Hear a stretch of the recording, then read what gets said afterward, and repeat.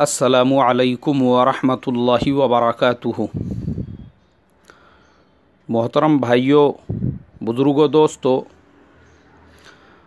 ये हमारा इस्लाह मुआशरा का 426वां सबक है। मोहतरम बुज़ुर्गों, आप लोगों को पता है कि आज मुसलमानों में अगर थोड़ा सा दीनी शऊर पैदा हो जाए, मुसलमान अपने ज़ाती मफादात पर दीन के मफादात को तरजीह देने लग जाए, तो हमारे मुल्क हिंदुस्तान में एक आदमी भी वो गैरुल्लाह की परस्तिश करने वाला बाकी नहीं रहेगा। आज मोहतरम बुज़ुर्गों, हम मुसलमानों का हाल ये हो चुका है, हम आबिद तो बन गए, नमाजी तो बन गए, जाहिद तो बन गए, लेकिन ये शऊर अभी तक आया नहीं कि अपने ज़ाती मफादात पर दीन के मफादात को कैसे तरजीह देना चाहिए। अभी 2 दिन पहले की बात, एक जगह पे मैंने ज़ोहर की नमाज़ अदा की। सलाम फेरने के बाद एक साहब ने चंदे का ऐलान किए, तो मैं वो आवाज़ सुनते ही पहचान गया। देखा जब उनकी तरफ, तो अरे मैंने कहा ये तो अपने फुलाने मौली साहब है जो एक मदरसे के अंदर अरबी चाहरुम पंजुम की किताबें पढ़ाया करते हैं। माशाल्लाह इनका मदरसा तो एक बड़े इदारे के तहत में चलता है, फिर इनको क्या ज़रूरत पड़ी ये रमज़ान से पहले चंदे के लिए निकले। सुन्नत व नवाफिल की अदायगी के बाद मैं गया, मुलाकात किया, माशाल्लाह मिले, बातचीत हुई। मैंने कहा मौली साहब अचानक रमज़ान से पहले चंदे के लिए? बोले मौलाना मैंने वो मदरसा छोड़ दिया और अभी मैंने अपना एक ख़ुद का इदारा कायम किया हूँ, तो मैं अपने मदरसे के चंदे के सिलसिले में निकला हूँ। मैंने कहा मौली साहब माशाल्लाह उस मदरसे में आपकी इज़्ज़त थी, आपका एक मकाम था, आप बड़े असातिज़ा में शुमार होते थे, अरबी चाहरुम पंजुम की किताबें आप पढ़ाया करते थे। अचानक में ऐसा क्या हो गया? मैंने कहा कि मदरसा छोड़ के आपको अपना मदरसा कायम करने की ज़रूरत पड़ गई। अरे बोले वो मोहतमिम साहब किसी की बात सुनने को तैयार नहीं, किसी की बात मानने को तैयार नहीं, हर उमूर में अपनी मनमानी चला रहे हैं, हर बात के अंदर उनकी तानाशाही चल रही थी। बहुत दिनों से मुझे बहुत सारे मसाइल पर उनसे इख्तिलाफ़ात थे, बस सब्र करते करते वो सब्र का पैमाना भर गया और मैंने छोड़ दिया। मैंने कहा ठीक है, अगर छोड़ भी दिए थे तो माशाल्लाह आपकी जान पहचान अच्छी है, किसी और इदारे के अंदर बड़ी किताबें पढ़ाते। नहीं बोले ये मोहतमीमों की ग़ुलामगिरी कर कर के मैं थक गया, इसके लिए मैंने अपना 1.5 ईंट का मदरसा अलग से कायम कर दिया। मैंने कहा भाई इससे दीन का नुकसान है, इसलिए कि जो इदारा ऑलरेडी चल रहा है आप उसी को तक़वियत देते, ये बेहतर था इससे कि आप अपना एक इदारा कायम करते। बोले कैसा है मौली साहब, मैंने कोई गलत काम थोड़ी किया। अरे मैंने मदरसा ही तो कायम किया हूँ, तो फिर आप जैसे लोग ही अगर ये कहेंगे। मैंने कहा भाई साहब अल्लाह के प्यारे नबी सल्लल्लाहु अलैहि वसल्लम के ज़माने में भी मुनाफिकीन ने मस्जिद ही तो बनाई थी, शराब खाना तो नहीं बनाया था मस्जिद ज़िरार के नाम से। फिर क्यों कुरान पाक में अल्लाह तबारक व तआला को उसके जलाने का हुक्म देना पड़ा? क्यों अल्लाह के नबी सल्लल्लाहु अलैहि वसल्लम ने उसको जला दिया? अरे मैंने कहा मेरे भाई, जहाँ पर दीन में इंतशार पैदा हो, जहाँ पर उम्मत 2 टुकड़ों में बट रही हो, जहाँ पर एक ऑलरेडी चलता फिरता मदरसा है जिसको आपके ये 1.5 ईंट के अलग से मदरसा बनाने से नुकसान पहुँच रहा हो, वहाँ पे अपने आप को पीछे हटा लेना ये आगे बढ़ने से बेहतर है। और मैंने कहा हज़रत इमाम हसन रज़ी अल्लाह ताला अन्हु की सीरत हमको क्या सबक देती है। 18,000 का लश्कर था उनके साथ, हज़रत मुआविया भी जो सामने थे उनके पास में भी उतनी ही फ़ौज थी, इराक़ी कूफ़ी पूरे ज़ोर में थे, लेकिन हज़रत इमाम हसन रज़ी अल्लाह ताला अन्हु पीछे हट गए। हज़रत मुआविया रज़ी अल्लाह ताला अन्हु से मुआहिदा किया और जंग को तर्क कर दिया। क्यों? जब इराक़ियों ने इनको घेरा और एक ने बाज़ाब्ता बरछा मारा हज़रत इमाम हसन के ऊपर, और कहा कि आपने हमको आर दिला दी। हज़रत इमाम हसन रज़ी अल्लाह ताला अन्हु ने फरमाया कि आर ये जहन्नुम की नार से कई गुना ज़्यादा बेहतर है।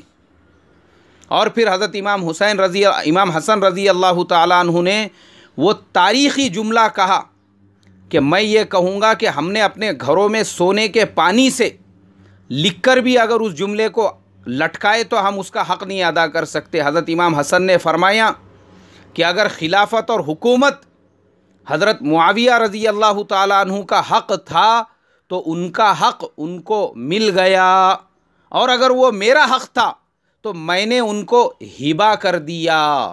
मुझे नहीं चाहिए खिलाफत और हुकूमत जिसके ऊपर ख़ुद मुसलमान ही मुसलमानों की नाशों के ढेर लगाए और उसके ऊपर मेरे हुकूमत का तख्त बिछाया जाए जिस पे बैठकर मैं राज करूं।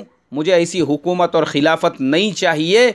मैं हज़रत मुआविया रज़ी अल्लाह ताला अन्हु को हिबा कर देता हूँ। ये कलेजा, ये जिगर, ये दिल था हज़रत इमाम हसन रज़ी अल्लाह ताला अन्हु का। वाकई में भी आज अगर ये सिफ़त, मैंने कहा मौली साहब, हमारे तुम्हारे जैसों के अंदर भी आ जाए ना तो एक बस्ती में 3-3 4-4 मदरसे खुलकर एक दूसरे की टांग नहीं खींचेंगे। आज यही तो हो रहा है कि हम लोग आपसी इख्तिलाफात की वजह से छोटा बनने को तैयार नहीं है, हर एक को बड़ा बनने का है। आज यही मुसलमानों का सबसे बड़ा प्रॉब्लम है। हर आदमी अपने आप को अकाबिर से बड़ा समझ रहा है, हर एक को अकाबिर बनना है, बस छोटा तो कोई बनना ही नहीं चाहता। वो मैंने कहा हमारे मौलाना यूनुस साहब रहमतुल्लाह अलैह फरमाया करते थे, एक चेला जो है चेला वो एक गुरुजी के पास में रहता था। कुछ दिनों के बाद वो चेले ने गुरुजी को छोड़ दिया। किसी ने कहा, बोले चेले साहब क्यों गुरुजी को छोड़ दिए? बोले यार चेला बनने में मज़ा नहीं है, मैं भी अब गुरुजी बनने का सोच रहा हूँ। बोले कब तक चेलागिरी करता रहूँगा, मेरे को भी गुरु बनने का है। तो आज हमारे ज़माने में यही तो प्रॉब्लम है, यही तो मसला है। हर आदमी को अकाबिर बनना है और अपने अकाबिर बनने के लिए चाहे इस्लाम का जनाज़ा निकलो, चाहे मुसलमानों के इत्तेहाद का जनाज़ा निकलो, चाहे आपस में कितना ही इंतशार पैदा हो, कितने ही इख्तिलाफात हो, अरे मेरे को करने का क्या है बाबा?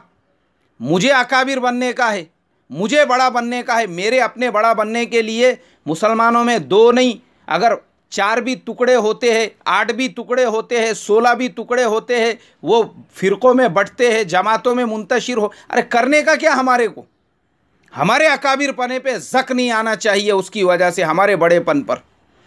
मैंने जब वो मौलवी साहब को इस तरीक़े से समझाया तो थोड़ी बहुत उनके समझ में आई।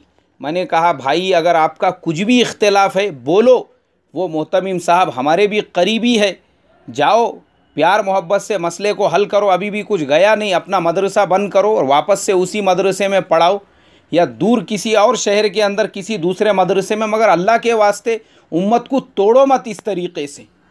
आज पहले ही उम्मत अलग अलग फ़िरक़ों के नाम पे, अलग अलग जमातों के नाम पर, अलग अलग तंजीमों के नाम पर, अलग अलग मसलकों के नाम पर 72 से ज़्यादा फ़िरक़ों के अंदर बट चुकी है। और अब तुम हर उम्मत को तोड़ना चाहते रहो और उसके अंदर दूसरे 2 टुकड़े करना चाहते। गलत बात है, मैंने कहा आपकी है। मोहतरम बुज़ुर्गों, तारीख़ की किताब को उठा कर देखो। तारीख़ अगर हम पढ़ेंगे ना, हमको पता चलेगा मुसलमानों को, अरे ये बच्चे है, ये बच्चे, ये जो यहूद है, ये नसारा है, ये हिंदुस्तान के RSS, बजरंग दल, BJP, मुसलमानों की ताकत के सामने फुसफुसे है ये सब। असल में हो ये रहा है कि मुसलमानों की ताकतें ख़ुद एक दूसरे के ऊपर लग रही है, इसलिए ये हमारे से ज़्यादा ताकतवर बन चुके हैं। हमको अपनी ताकत का एहसास ही नहीं है। अरे हमारी तारीख़ उठा के देखो, हम कौन लोग हैं। पूरी दुनिया मुसलमानों के रुअब और दबदबे से कांपा करती थी, हम वो मुसलमान हैं। लेकिन हमको इन्होंने नुकसान नहीं पहुंचाया, यहूद ने उतना नुकसान नहीं पहुंचाया, नसारा ने उतना नुकसान नहीं पहुंचाया, RSS ने उतना नुकसान नहीं पहुंचाया, BJP ने उतना नुकसान नहीं पहुंचाया जितना नुकसान ख़ुद मुसलमानों ने इस्लाम को पहुंचाया है। अरे अगर ये मुसलमान अपने मफादात पर इस्लाम और दीन के मफादात को तरजीह देते थे, खुदा की कसम इस मुल्क हिंदुस्तान में एक आदमी भी गैरुल्लाह की इबादत करने वाला नहीं रहता था। बिगाड़ हमारा है, हमारा। हमने अपने मफादात पर इस्लाम के मफादात को तरजीह नहीं दी, बल्कि अपने मफादात को इस्लाम दीन उसके ऊपर तरजीह दे दी। इसीलिए तो ये मसले हैं। और तारीख़ में देखो ना आप, अब्दुल मलिक इब्ने मरवान एक ऐसा बादशाह जिसके ज़माने में सबसे ज़्यादा फुतूहात आपको मिलेंगी, उसने मरते वक्त में वसीयत की बड़े बेटे वलीद को पहले बादशाह बनाया जाए, उसके बाद दूसरे बेटे सुलेमान को। वलीद बादशाह बन गया। अब वलीद की बादशाहत को मजबूत करने के लिए, तक़वियत देने के लिए हज्जाज इब्ने यूसुफ ने पूरा एड़ी चोटी का ज़ोर लगाया, मूसा इब्ने नुज़ैर ने पूरा एड़ी चोटी का ज़ोर लगाया। और वलीद का ज़माना, बाप का जो मिशन था फुतूहात का, वलीद ने उसको आगे बढ़ाया। अब हज्जाज इब्ने यूसुफ ने वलीद के ज़माने में अपने भतीजे मोहम्मद इब्ने कासिम को सिंध के इलाके में भेजा। वो मोहम्मद इब्ने कासिम ही है जिनकी वजह से पूरा अफ़गानिस्तान आज मुसलमान है, पूरा पाकिस्तान आज मुसलमान है। हिंदुस्तान तक वो पहुंच गए, हिंदुस्तान के सिंध के इलाके को पार कर दिया। लेकिन उधर वलीद का इंतकाल हो गया। अब ये जो दूसरा भाई था सुलेमान, इसको जलान, हसद कि मेरे भाई वलीद की हुकूमत को मजबूत करने के लिए हज्जाज इब्ने यूसुफ ने इतनी कोशिशें क्यों की। अब जितने भी वलीद के वफ़ादार थे, ये जो भाई था सुलेमान, इसने अपने भाई वलीद के मिशन को आगे नहीं बढ़ाया कि भाई मेरे बाप के मिशन को भाई वलीद ने आगे बढ़ाया था, मैं भी अपने बड़े भाई के मिशन को आगे बढ़ाऊं। बजाय उसके उसने हसद और जलन में उन वफ़ादारों की लिस्ट बनाई कि कौन कौन थे जिसने वलीद की बादशाहत को मजबूत किया, वलीद की इमारत को मजबूत किया। लाओ बोले उनको पकड़ पकड़ के। हज्जाज का तो इंतकाल हो गया था। अब मोहम्मद इब्ने कासिम हिंदुस्तान तक पहुंच गए। वो मोहम्मद इब्ने कासिम को वापसी का हुक्म दिया गया। मूसा इब्ने नुज़ैर मगरिब के अंदर समंदर के किनारे तक पहुंच गए, उनको वापसी का हुक्म दिया गया। मोहम्मद इब्ने कासिम को जेल में डाल दिया गया, मूसा इब्ने नुज़ैर को शहीद कर दिया गया, और फिर मोहम्मद इब्ने कासिम को जेल में ऐसी ऐसी सज़ाएँ दी गई कि वो भी उसके अंदर शहीद हो गए। क्या जुर्म था ये लोगों का। इन्होंने वलीद को सलिए गरम कर कर के आगे पीछे से चटके नहीं दिए। इन्होंने सुलेमान को सलिए गरम करके आगे पीछे से चटके नहीं दिए थे। सुलेमान का कोई नुकसान नहीं किया था। मसला सिर्फ ये था कि ये वलीद के वफ़ादार क्यों थे। अपने ज़ाती मफादात पर उसने दीन के, इस्लामी फुतूहात के मफादात को तरजीह नहीं दी, बल्कि अपने ज़ाती मफादात को उसके ऊपर तरजीह दी। उसका सिला ये मिला कि वो मोहम्मद इब्ने कासिम मुअर्रिखीन फरमाते हैं, अगर वो इसी तरीक़े से आगे बढ़ते रहते थे तो पूरा हिंदुस्तान, चाइना, जापान, कोरिया, वो पूरा इलाका आज इस्लाम की छत्र छाया में होता था। और मूसा इब्ने नुज़ैर अफ्रीका के बाद में यूरोप तक पहुंच चुके थे। अगर उनको आगे बढ़ने दिया जाता, उनकी और मदद की जाती, पूरा यूरोप आज मुसलमान होता था। मगर ये लोगों ने इस्लाम के मफादात को मद्देनज़र नहीं रखा, अपने मफादात को। देखो आज इस्लाम की तारीख़ क्या है। मोहतरम बुज़ुर्गों, ये बहुत इबरत की बात है हमारे लिए। इसलिए तमाम सुनने वाले मैं यही कहूँगा, याद रखो, अगर आप अल्लाह से, उसके रसूल से और उसके दीन से मोहब्बत करते हैं, छोटा बनना सीखो, छोटा बनना।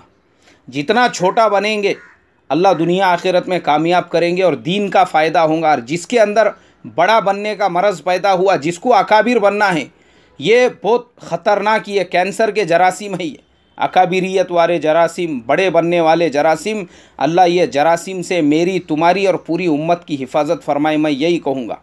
लेकिन अपने इस्लाह मुआशरा के मिंबरान से यही कहूँगा, छोटा बनना सीखो, पीछे हटना सीखो। हमको अपने मफाद को आगे नहीं बढ़ाना है, दीन के मफाद को। जहाँ दीन का फ़ायदा है हम पीछे हट जाएंगे, हमको कुछ लेना देना नहीं है। अल्लाह तबारक व ताला मुझे आपको समझ अता फ़रमाए, आपस में इत्तिहाद पैदा फ़रमाए, इत्तेफाक पैदा फ़रमाए। और भाई ऐसा अगर किसी मोहतमिम साहब वग़ैरह से इख्तिलाफ़ हो जावे तो उनके साथ में प्यार मोहब्बत से मुआमलात को सुलझा कर, बजाय अपने 1.5 ईंट के अलग से मदरसा बनाने से, अल्लाह मुझे आपको मिलकर और एकजुट होकर उसी मदरसे को मुस्तहकम और मज़बूत बनाने की तौफ़ीक़ अता फ़रमाए। अस्सलामु अलैकुम व रहमतुल्लाहि व बरकातुहू।